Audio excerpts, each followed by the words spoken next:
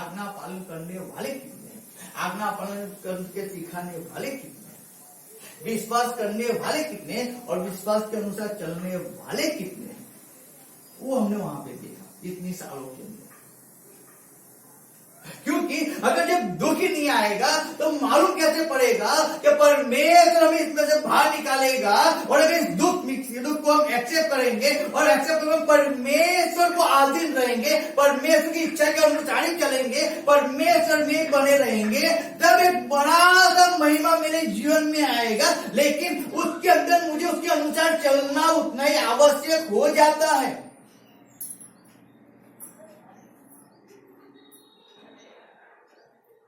जब हम कलीसिया में जाते थे, हमारे विरुद्ध में जब कार्य काम करते थे, तब भी हम एक चीज समझ गए थे कि हमें उनके बाद प्रेम रखना है, हमें उनके बाद नफरत नहीं रखना है। लेकिन हम उनको प्रेम तो करते हैं, प्रेम करते हैं।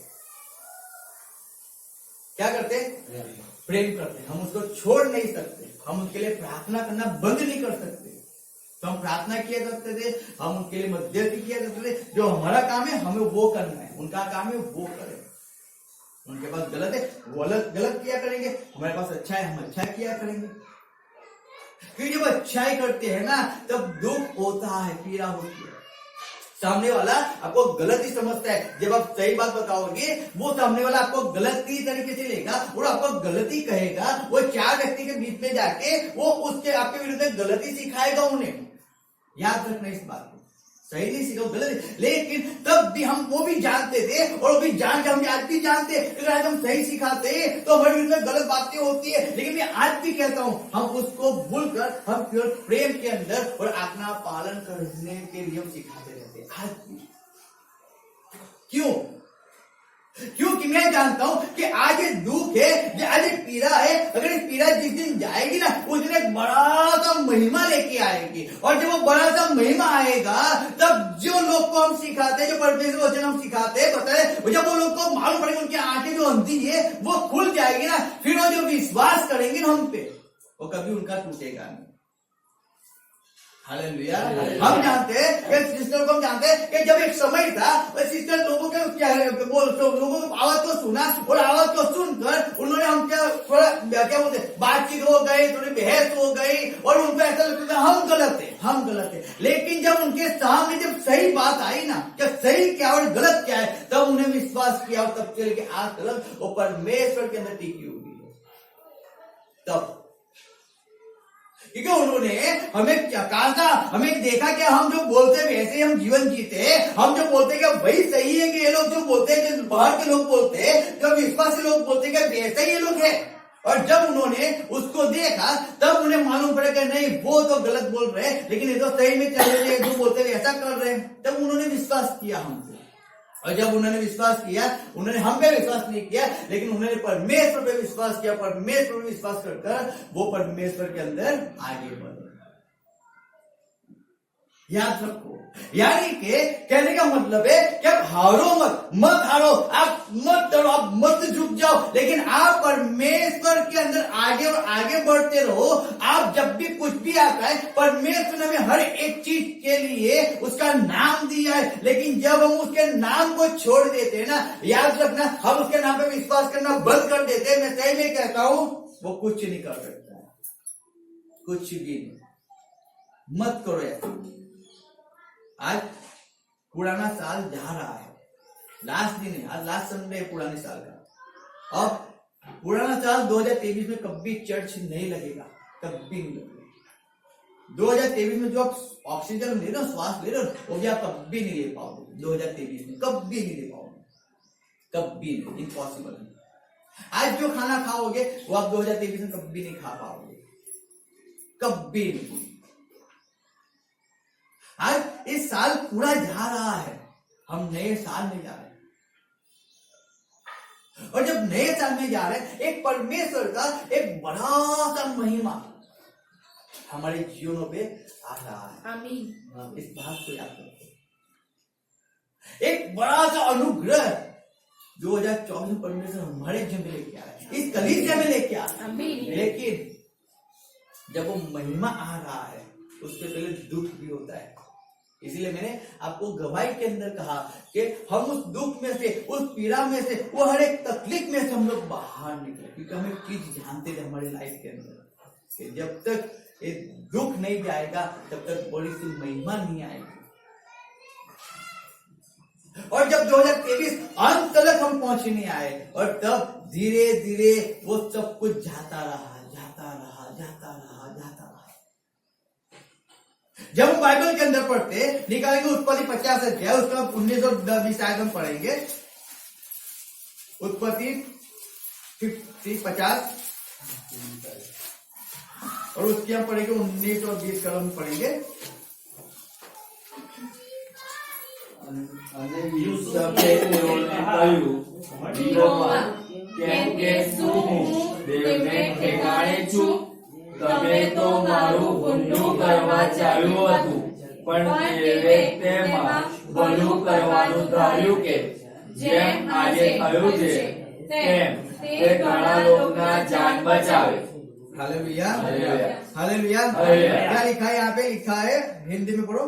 यूसुफ ने उससे कहा, मत डरो, क्या मैं परमेश्वर की जगह पर हूँ? यद्यपि तुम लोगों के ने मेरे लिए बुराई का विचार किया था, परंतु परमेश्वर ने उसी बात में भलाई का विचार किया, जिससे वह ऐसा करे जैसा आज के दिन प्रकट है कि बहुत से लोगों के प्राण बचे हैं। हालेलुया। कहता है कि यहाँ भी यूसुफ कह रहा है, उसके भाइयों को कह रहा है। क्यों उसके भाइयों को? क्योंकि जब हम पीछे जाते, थोड़ा हम आगे बैठ जाएंगे, जब हम पीछे जाते जब यूसुफ को सपना आया, क्या आया? सपना। और जब उसको सपना आया तो सपने में उसने देखा कि उसके भाइयों की जो घास की जो बोरियां थी ना, वो उसके सामने झुक रही है। तो उसके भाई कहते कि हम तेरे सामने झुकेंगे क्या? तो क्या तू हम पे अधिकार दिलाएगा क्या? क्या तू हमारा राजा हो जाएगा क्या?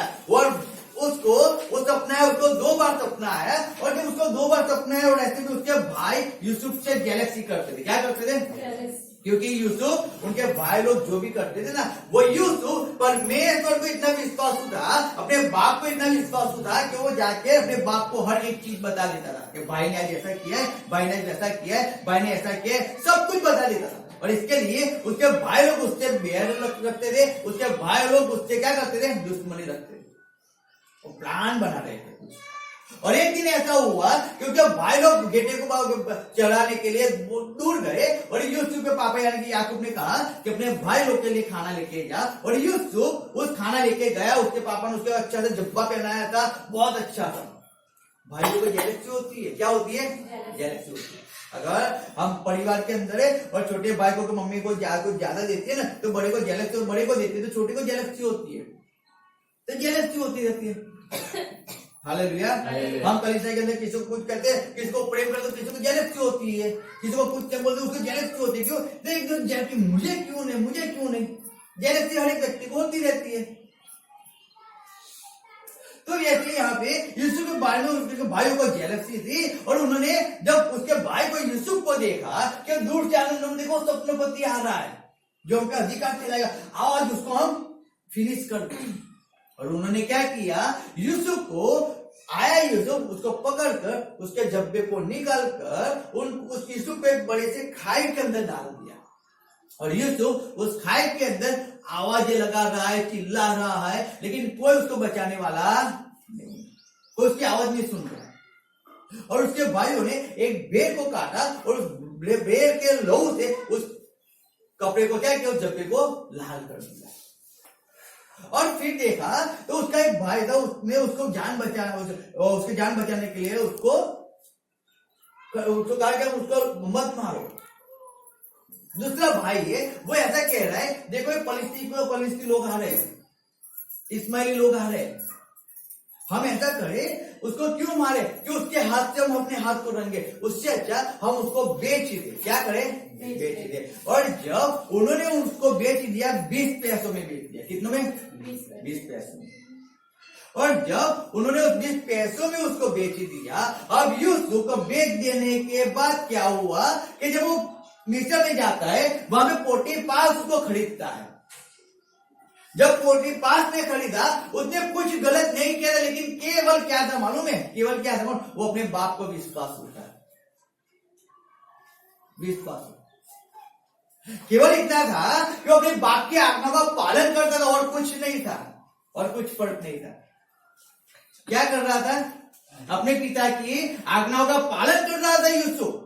उसका बाप कहता है कि बेटा देख के क्या करता है, तुझे देख कर मुझे बोलना है, गलत करता है तो भी बोलना है, अच्छा करता है तो भी बोलना है। तो बेटा केवल उसके बाप की आज्ञाओं का पालन कर रहा था, वो गलत नहीं कर, वो चारी चुगली नहीं कर रहा था वो। लेकिन उसके बाप ने उसको जो बोला है तो उसी चीज को वो यूसुफ कर रहा है। और जब यूसुफ सच कर उसके बाप की इच्छाओं को पूरी कर रहा है, उसके बाप की आज्ञा का पालन कर रहा है, तब उसके भाई यूसुफ के विरुद्ध में खड़े हो जाते हैं और उसको मार डालने के लिए उनके हाथ उस पे डालते हैं। लेकिन उसका भाई उसको कहते हैं नहीं, उनको मारना नहीं है, उसको बेच देते हैं, पैसा मिलेगा। और 10 को 2 रुपया मिल गया। 2 रुपया मिलकर वो खुश हो गए। घर पे गए, पोटीफार याकूब को उसका जब्बा दिया और बोला देख तेरे लड़के को शायद एक जब्बा तेरे लड़के का देख ले, किसी बड़ों ने उसको फाड़ दिया है। याकूब शोक करता रहा, वो रोता रहा। क्या करता रहा? शोक और रोता रहा।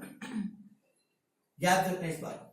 उसने 1 दिन 2 दिन शोक नहीं किया, 1-2 दिन शोक नहीं किया, जब तक उसने अपने कानों में नहीं सुना कि यूसुफ जिंदा है, तब तक वो शोक के अंदर जिया था, तब तक वो पीड़ाओं के अंदर जिया था। उसके 11 बेटे थे, लेकिन वो यूसुफ से इतना प्रेम करता था क्योंकि यूसुफ जैसा बेटा उसके पास नहीं था। हालेलुया। एक व्यक्ति होता है, हम उस पर बहुत विश्वास करते हैं, बहुत, कुछ भी हो जाए लेकिन वो तो मेरा ही है। हालेलुया। वो मेरा है, कुछ भी हो जाए वो मेरा ही है। तो मैं उसको बोलूंगा वो चीज जो करेगा, 100% को भरोसा वो करेगा। तो याकूब को उसके बेटे यूसुफ पे इतना भरोसा, उतना विश्वास, क्योंकि वो लास्ट समय में, यानी कि ऐसे समय में वो पैदा हुआ था। सब कुछ अपने बताता हूं आपको। और फिर ऐसा हुआ कि उसको बेच दिया। अब यूसुफ जब पोटीफार उसको खरीदता है, उसको पीड़ा, उस तकलीफ के अंदर यूसुफ रह रहा था वहां पे, वो दास बन के रह रहा था। क्या दास? वो आप तो जॉब करते हो, आप नौकर हो। आप कौन हो? नौकर। तो आपको 10 हर महीने पगार मिलता है, 10,000, 20,000, 25,000। दास को अगर सेठ उसको 2 रुपया दे देना साल में, 2 रुपया, तो भी बहुत है कि 2 रुपया मिल गया।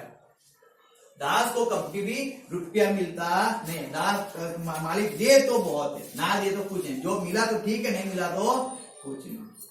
वो दास को खरीदा जाता है, नौकर को खरीदा जाता नहीं है। नौकर अपने मन का मालिक होता है, दास अपने मन का मालिक नहीं है। उसको खरीदा गया। और जब वो यूसुफ को पोटीफार ने खरीदा, उसके घर पे जाके यूसुफ पोटीफार के घर के अंदर हर एक वो काम करता था जो उसको कहा जाता था। वो दुख, वो पीड़ाओं के अंदर जी रहा था, वेदना में जी रहा था, लेकिन वो एक चीज जानता था, अगर परमेश्वर ने मुझे बताया है तो परमेश्वर मुझे पीड़ाओं में से बाहर निकालेगा। अगर परमेश्वर मुझे यहाँ पे लेके आया है तो उसकी कोई योजना मेरे जीवन में होगी। अगर परमेश्वर तकलीफों में मुझे डाल रहा है, परमेश्वर बीमारी में मुझे डाल रहा है, परमेश्वर बंदी गृह में मुझे डाल रहा है, तो कोई ना कोई तो परमेश्वर की योजना है मेरे जीवन के लिए, कोई ना कोई तो योजना है। लेकिन वो योजना क्या है वो मुझे जानना है, पहले वो मुझे जानना है। अगर वो उस योजना को अगर मैं जानूंगा ही नहीं तो मैं आगे बढ़ूंगा कैसे? उस दुख को मैं कैसे सहन कर पाऊंगा? उस पीड़ा को कैसे सहन कर पाऊंगा? क्योंकि मुझे तो मालूम ही नहीं आगे क्या होने वाला है। क्या मैं जीऊंगा या मैं मर जाऊंगा? मैं क्या बोलते अच्छा रहूंगा या मैं बीमार रहूंगा? मैं क्या है, मैं आशीष रहूंगा या गरीब हो जाऊंगा? मैं कुछ नहीं जानता हूं। मैं केवल एक ही चीज जानता हूं, परमेश्वर मुझे दिखाया है वो पूरा करेगा, बस। और जब यूसुफ इस बात को अपने माइंड में पकड़कर जब जाता है पोटीफार की वाइफ उसको कहती है मेरे पास सो जा, व्यभिचार कर, वो बोलता है नहीं। यूसुफ वहां पे परमेश्वर के भय को पकड़ के चला, परमेश्वर को भय को उसने पकड़ के रखा। यहाँ पे क्या होता है मालूम है? यहाँ पे आज्ञा पालन आती है कि यूसुफ कहता है मैं दुख उठाने के लिए तैयार हूं, लेकिन मैं आज्ञा बंद करने के लिए मैं तैयार नहीं हूं। मैं परमेश्वर को दुखी करने के लिए तैयार नहीं हूं। मैं मेरे बाप को दुखी करने के लिए तैयार नहीं हूं, चाहे कुछ भी हो जाए। आज हम लोग सबको दुखी, परमेश्वर भी दुखी हो जाए तो भी चले, बाप दुखी हो जाए तो भी चले, लेकिन वाइफ दुखी नहीं होनी चाहिए, हस्बैंड दुखी नहीं होना चाहिए, बच्चे दुखी नहीं होने चाहिए, बाकी तो सब दुखी हो जाए तो चले। यूसुफ कहता है नहीं, मेरा बाप दुखी नहीं होना चाहिए, कुछ भी हो जाए नहीं होना चाहिए।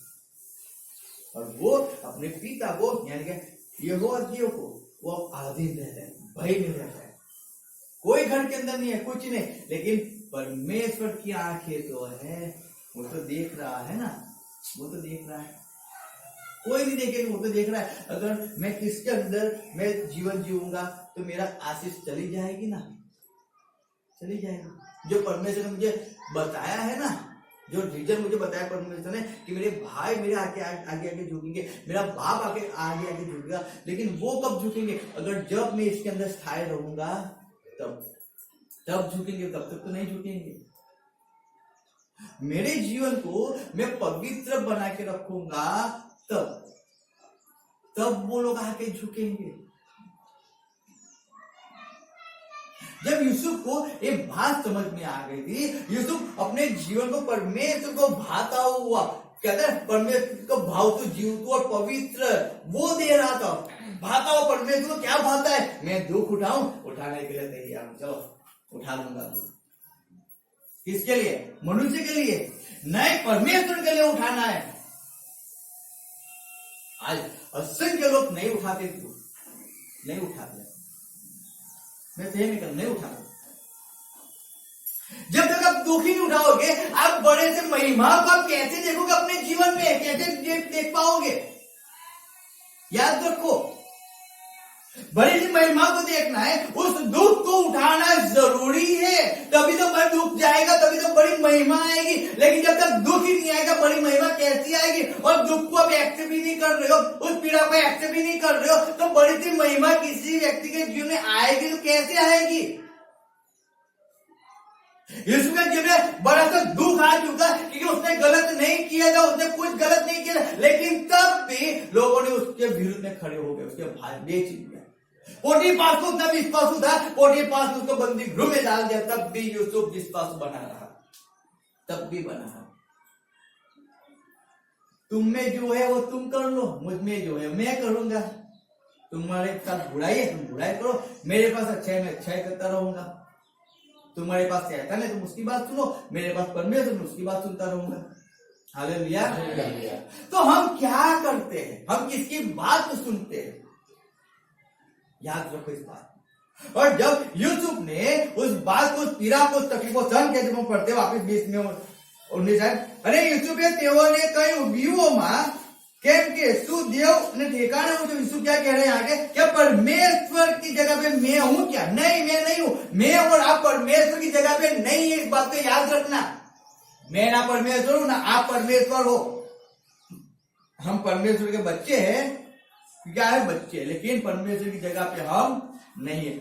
और फिर लिखा है, यदि भी तुम लोगों ने मेरे लिए बुराई का विचार किया था। क्या किया था? तुमने तो मेरे विरुद्ध में बुराई किया था ना, बुराई का विचार किया, लेकिन कहता है किया था, परंतु परमेश्वर ने उस बात में भलाई का विचार किया। हालेलुया। जबकि हमारे विरुद्ध लोगों ने बहुत सी बुराई का विचार किया था, बहुत सी बुराई। मैंने आपको बताया कैसे कैसे वो तूफानों में से बाहर निकले।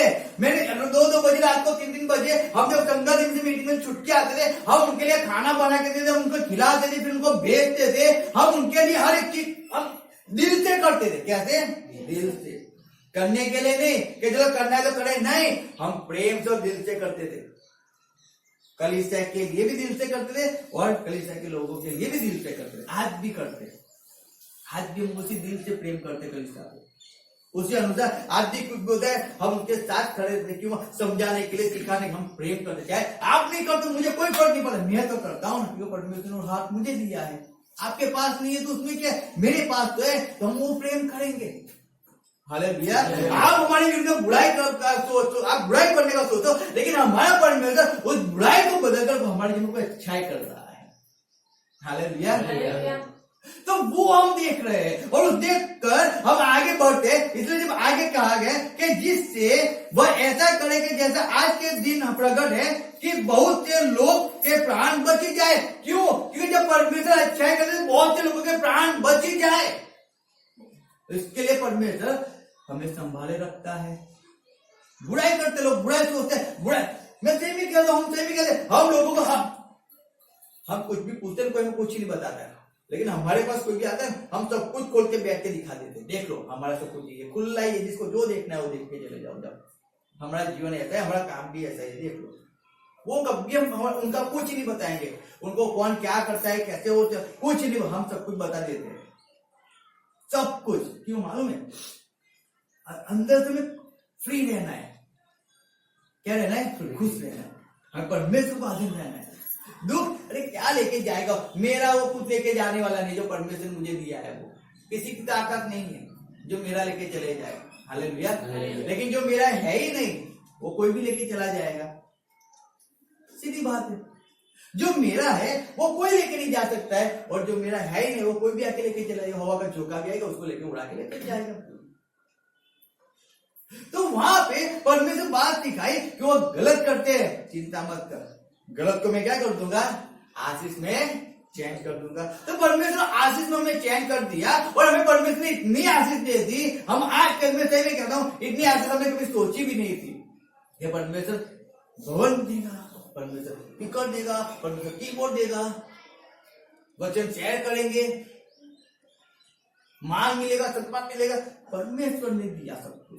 आशीष परमेश्वर, बड़ा सा महिमा परमेश्वर ने किया। लोग सालों निकल गए लेकिन कुछ नहीं हुआ, परमेश्वर ने थोड़े समय के अंदर परमेश्वर में सब कुछ देने के लिए तैयार हो गया। देता जाता है, देता जाता है। रीजन क्या है? क्योंकि 20 साल तक हम उसी वचन के अनुसार चलते आए, 18 साल तक हम उसी वचन के अनुसार, 17 साल हम उसी वचन के अनुसार चलते आए। हमें आज्ञा पालन करना है, हमें चाहे कोई कुछ भी करे, कोई आए ना आए, कोई फर्क नहीं करे, हमें परमेश्वर पीछे हमें चलना है, हमें परमेश्वर को हासिल रहना है। चाहे दुख आते तो भी परमेश्वर को विश्वासु रहना है, हमें तब भी विश्वासु रहना है, और उस विश्वास के द्वारा हम बढ़ते गए, बढ़ते गए, बढ़ते गए। क्योंकि हमें चीज जानते थे, अगर जो 12 साल से लोहियोर स्त्री के जीवन में 12 साल तक उसने सहन किया है, वो 38 साल से उसने सहन किया है, वो 4 दिन का मुर्दा उसके भाई बहनों ने उसको पीड़ा को सहन किया है, लेकिन 4 दिन के बाद परमेश्वर आया और उसके भाई को उनकी बहनों से साथ मिलाप किया। वो 38 साल के व्यक्ति को परमेश्वर इतने साल के बाद, जब तो परमेश्वर का जन्म भी नहीं हुआ था, उसके पहले से वो व्यक्ति बीमार पड़ा हुआ था, लेकिन परमेश्वर उसके दुख में उसको निकाल उसे चंगाई दिया। 12 साल से जो ब्लड वाली स्त्री पीड़ाओं के अंदर तकलीफ में वेदना में सहन कर रही थी, लेकिन जब परमेश्वर 12 साल के बाद उसको निकाला है, तो मैं मेरी लाइफ में अच्छी तरह समझ गया था। 12 साल, 15 साल, 20 साल तो मेरे जीवन में कुछ नहीं है, मुझे सफर को तय करना ही है। 12 साल के बाद मैं बिंदास जीने वाला हूँ। हालेलुया। फिर ना बीमारी है, ना गम है, ना पीड़ा है, कुछ नहीं है, लेकिन 12 साल तक तो मुझे हर एक तकलीफों से बाहर निकलना है। 14 साल तक मुझे हर एक तकलीफों से बाहर निकलना है। यूसुफ 13 साल तक उस तकलीफों से बाहर निकला। 13 साल के बाद, कितने साल? 13 साल उसने सहन किया, कुछ भी उसने गलत नहीं किया, दुख वो पीड़ा को उसने 13 साल सहन किया, तब भी 13 साल के अंदर अपने बाप को विश्वास रहा, अब लोगों को आधीन रहा। सोचो, परमेश्वर को उसने नहीं छोड़ा। जब हम 31 उसका 7 यहाँ पढ़ते, 31 का 7 हम पढ़ेंगे, उसमें लिखा है, 31 का 7 में पढ़ता हूं, सुनो। और उसने ऐसा लिखा है, પણ તમારા બાપે મને ઠરાવ્યો છે, પણ તમારા બાપે મને ઠરાવ્યો છે ને મારું વેતન 10 વાર તેને બદલી નાખ્યું છે, પણ તેને મારું ગુંડું કરવા न दीदो। हालेलुया। यहाँ पे याकूब कह रहा है कि उसके मामा ने 10 बार उसके वेतन को चेंज कर दिया। 10 बार, यानी कि जब बच्चे गाय बकरा, जब बच्चा देता, बकरा बच्चा देता है ना, और समझो कि उसका समय पीरियड समझ लो 3 महीना है, तो 3 बार यानी कि कितने महीने? 30 महीने याकूब उस बच्चों को पैदा करता है, बकरियां बच्चों को पैदा करती थी, और उसका मामा उस बच्चों को चेंज कर देता था। अब ऐसा नहीं, अब ये बच्चे तेरे, अब काले ने, अब धोड़े तेरे, अब काले टिक्के वाले तेरे, अब धोड़े टिक्के वाले तेरे। 10 बार उसने वेतन को चेंज किया, और याकूब 10 बार उसी अनुसार चलता है। लेकिन जब भी उसका विरोधी खड़ा होता है, हालेलुया, जब भी उसका मामा कहता है कि नहीं ये काले तेरे ने, धोड़े तेरे, तब याकूब रात को प्रार्थना करता है, और परमेश्वर के सपनों में देखता है कि काले बकरे धोड़े पे चलते हैं, धोड़े बकरे काले पे चलते, और उसमें से जब बच्चे होते हैं ना, तो जैसा उसने मांगा था वैसे बच्चे उसको पैदा होते हैं। गलत नहीं किया, लेकिन वो परमेश्वर को अधीन रहा, परमेश्वर के अंदर सीधा, अरे दुख है, पीड़ाएं, तकलीफें, सब कुछ सहन करते हुए तब भी उसने 10 बार अपने मामा के साथ क्या किया, मन विश्वासु रहा वो, तब भी 10 बार।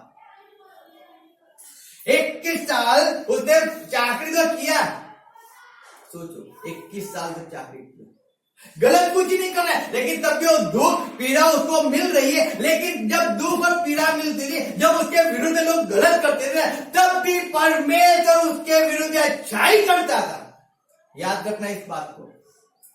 अरे मनुष्य आपके विरुद्ध गलत कर सकते हैं, लेकिन जिस परमेश्वर की सेवा आप करते हो ना, वो सेवा, वो परमेश्वर आपके जीवन में हमेशा अच्छा ही करता है। वो आपको गलत हो, आपका गलत कभी होने नहीं देता। इस बात को समझो। थोड़े समय का दुख है, पीड़ा है, तकलीफ है, लेकिन आपका परमेश्वर जिसकी सेवा आप करते हो, जिसकी आराधना आप करते हो, वो आपको उसमें से निकालने के लिए सर्वशक्तिमान परमेश्वर है।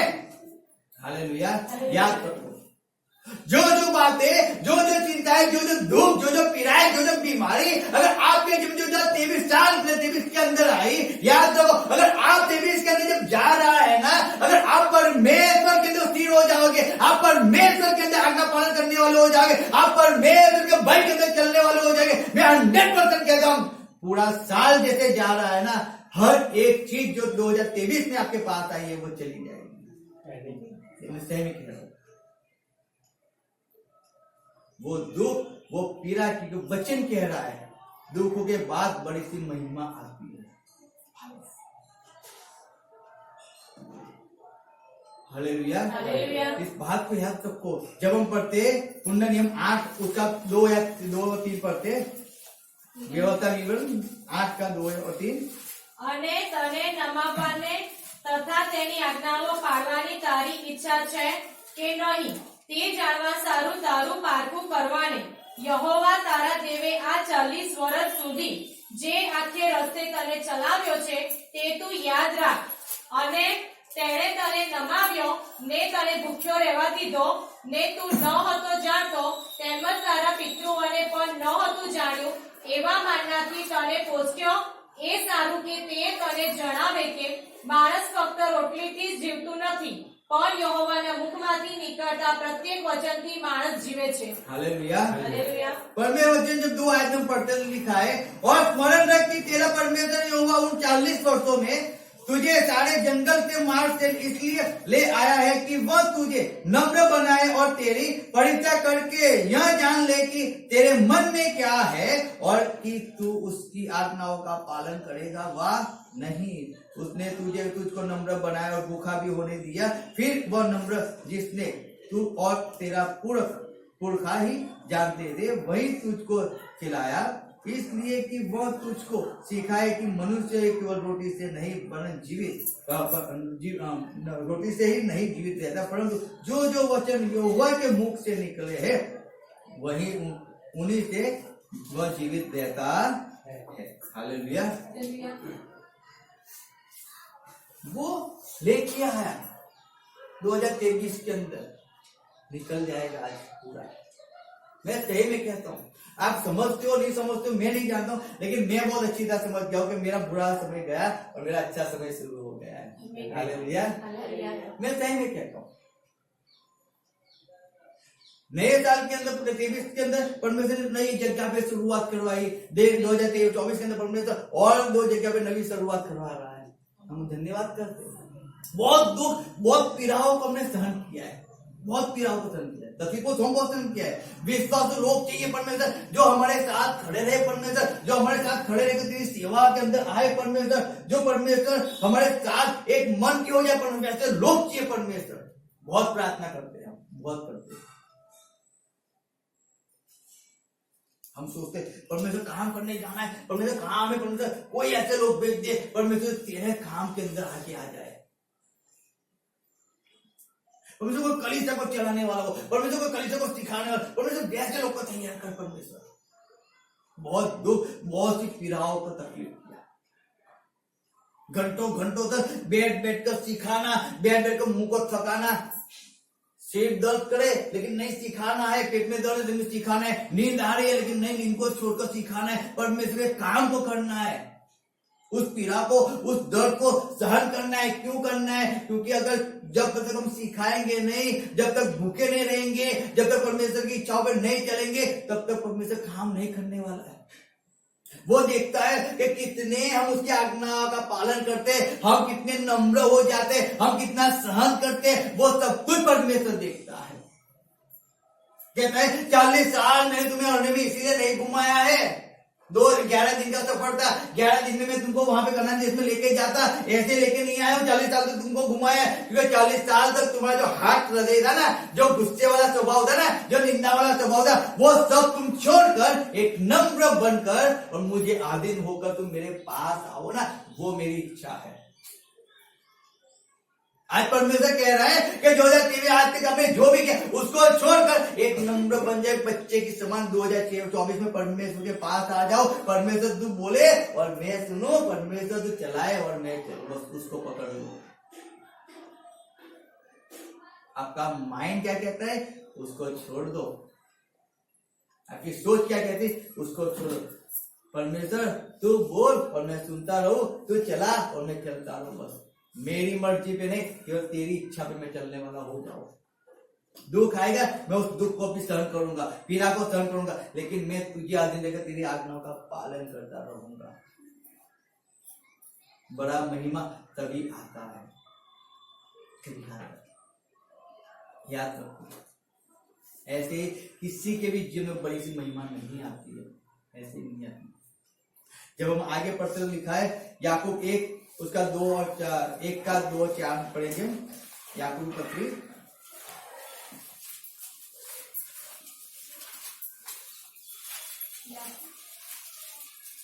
उसका हम पढ़ेंगे 1 का 2 और 4 में पढ़ता हूं, सुनना। Thank you.